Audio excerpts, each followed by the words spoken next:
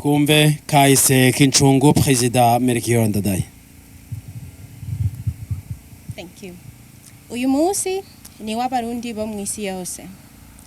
Mwese mwageze ngaha ndibaza yuko muri abarundi cyangwa mukunda uburundi. Kubera iki? Kubera ni wacu. None uyu munsi uri w'abarundi kandi twese dukunda igihugu cyacu. Kubera iki turi muri Marekani ubunyene? Well, ico ni kibazo ciza. Benshi muri twebwe turi ngaha kubera turi impunzi. Ariko twahungiye iki? Ingorane twahungiye zatanguye kera cyane. Ariko uno munsi tuza kuganira ingorane zakurikiye urupfu rwa Perezida Ndadaye. Ndadaye ninde?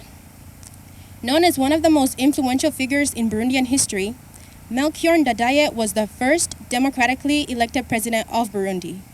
Born in 1943, Ndadaye was an educated and skilled politician who rose to prominence during a tumultuous time. His presidential victory marked a pivotal turning point in Burundi's history.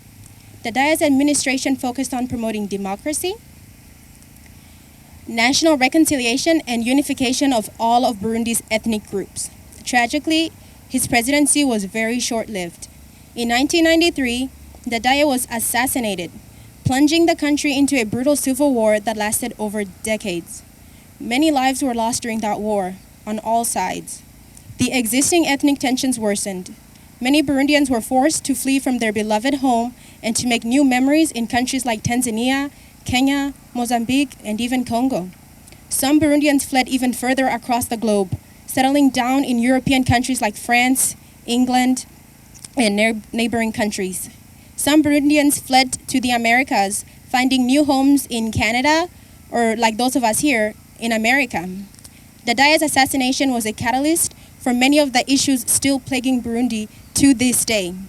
Despite his tragic end, Ndadaye's legacy is that of a democratic martyr. His commitment to peace and unity continues to inspire all Burundians to keep striving for peace and unity. At the end of the day, twese turi bamwe. Ubumwe n'iterambere bishishikare mu Burundi bwacu. Murakoze.